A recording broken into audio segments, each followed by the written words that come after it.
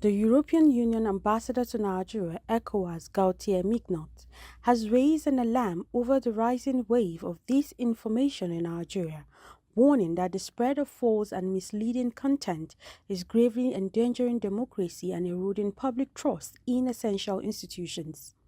Speaking in Abuja on Monday at a one-day workshop on foreign information manipulation interference, FEMI, organized for members of the Diplomatic Correspondent Association of Nigeria, Mignot urged journalists to uphold credibility, describing them as the country's strongest line of defense against manipulation.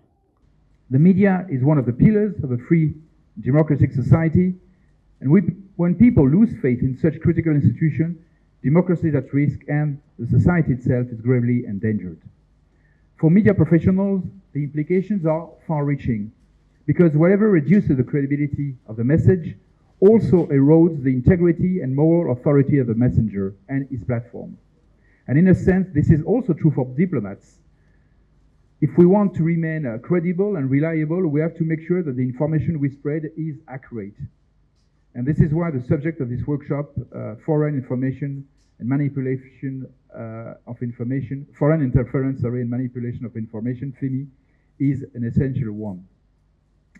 Journalists are multipliers in the information value chain. They control what passes through the media channels into the public space.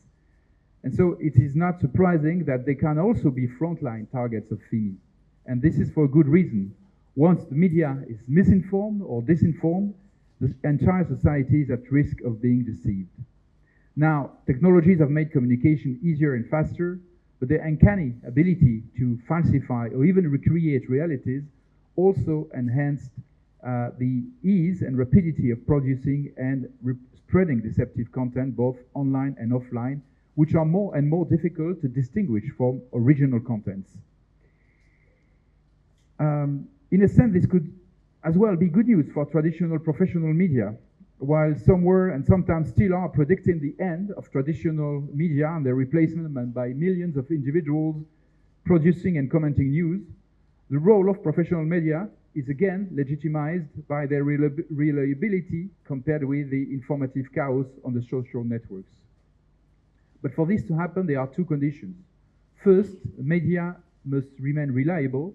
They must be fact-checkers and make sure in particular that the research for the scoop doesn't beat the research for the truth.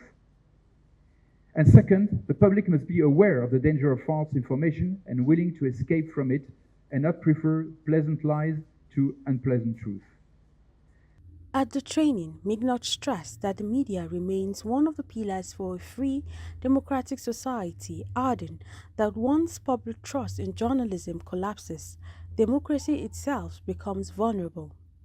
As multipliers in the information value chain, he said, journalists are prime targets for both foreign and domestic manipulation.